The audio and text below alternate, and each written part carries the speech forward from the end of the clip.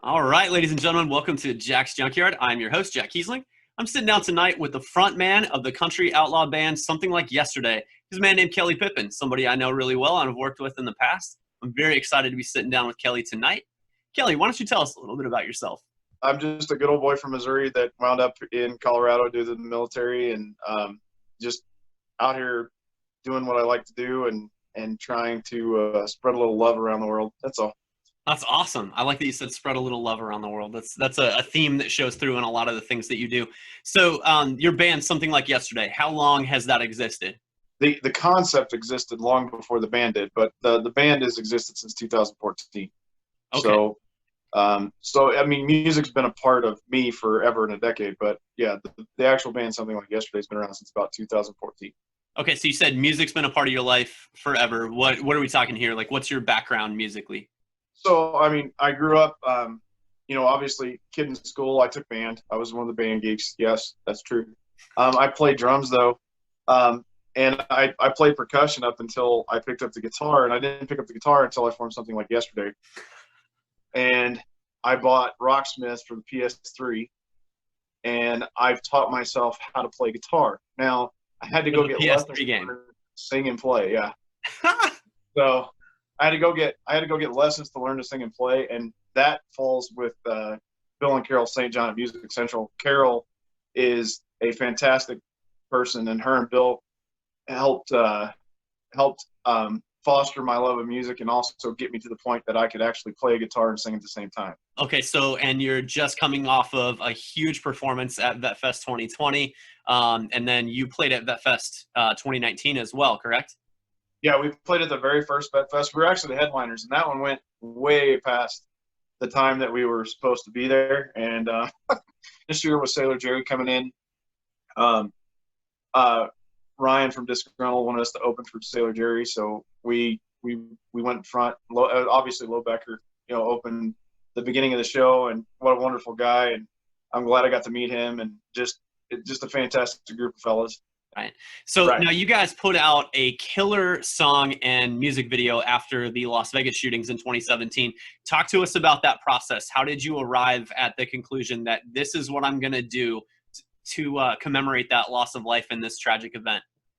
So a lot of times the way I write is it's all emotionally driven, a lot of it. But sometimes something will hit me hard enough that I have to put it down on paper like right away.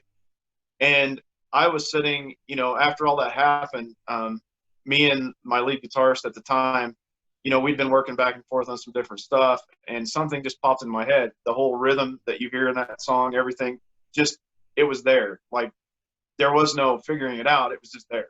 Mm-hmm. And so I was like, you know what? I'm going to do something for these folks, and I'm going to figure out something. And I'd been watching the news stories, and it just kind of was heartbreaking. And so I thought, well, we got to figure out how to do something for these folks. So when I released Dry Your Eyes, Love Is There, we literally wrote that song in 10 minutes.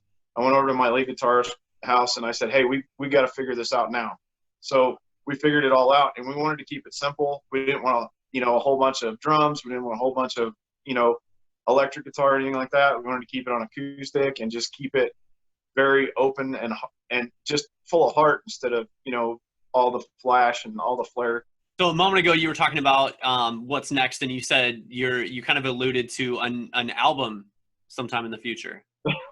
Well, I've been alluding to an album for a while. It's just been with everything, I have a regular job that supports my hobby, and everything else I like to do. But so it's a little expensive to record. So I started a Patreon page, and I started a Venmo so people could donate to the band and stuff like that.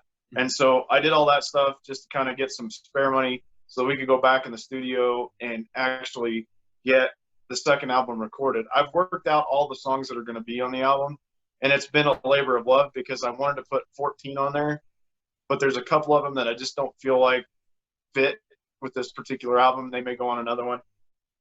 But then recently I wrote another one that I felt like might go on there. So I don't know. I may put the unlucky number 13 on the album and just do 13 songs, but I'm not superstitious, so I don't even care. But some people are like, don't do it. I'm like, it's fine.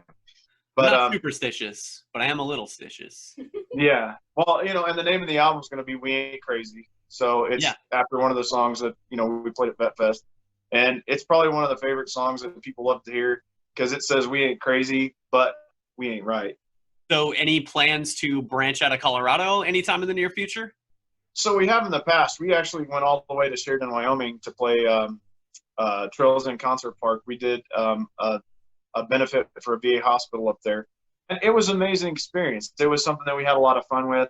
And I mean, I've played different places and we've been different places in Colorado, but to go on a tour is a hard thing to do, especially, when you have a regular job, you have to take a vacation. And then in that vacation for 2 weeks, you got to drive around the country and just see what places will let you play. Right. And so that's the poor man's tour. And, it works out. But, most of the time in the end, you'll come back with more money than you left with sometimes. Sometimes you'll come back with a lot less than you left with. Just depends on the crowds, the places you get to play, things like that. So this is not your only thing. You're a busy guy. So you have a day job. You are the front man of Something Like Yesterday. You are also the personality behind the Veterans Forum, which is a very popular internet-based show.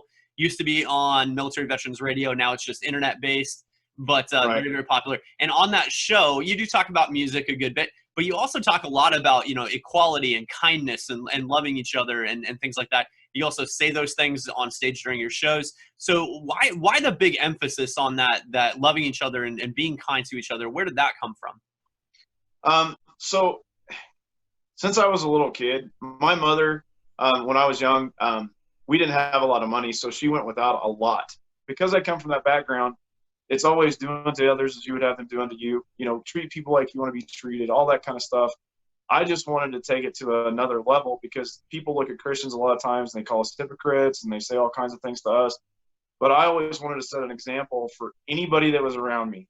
I didn't care if it was the lowest guy on the totem pole or the highest guy on the totem pole. I didn't care who you were, where you came from, what your circumstances were. What I wanted to show you was what the good side of a human being looks like. And that's been my goal from the time I was young till now even. I try to give everybody the benefit of a doubt, and I try to put my best foot forward. And yes, I get frustrated just like everybody else, but the whole thing behind that is just if you operate from a place of love, kindness, and acceptance, then you're never going to go wrong. Absolutely. Well, Kelly, I got to say thank you so much for sitting down with me tonight. Not a problem. Folks, you got to look up Kelly Pippin on the internet. Look up the Veterans Forum. That's his weekly live show as well. Really, really fun show. He talks about a lot of current events happening in our world today. Spurs some great conversation on with that. Also, check out Something Like Yesterday. Check him out on Facebook, but hit him up on Patreon and Reverb Nation and all of the other sources. They're amazing, and you definitely need to follow this band.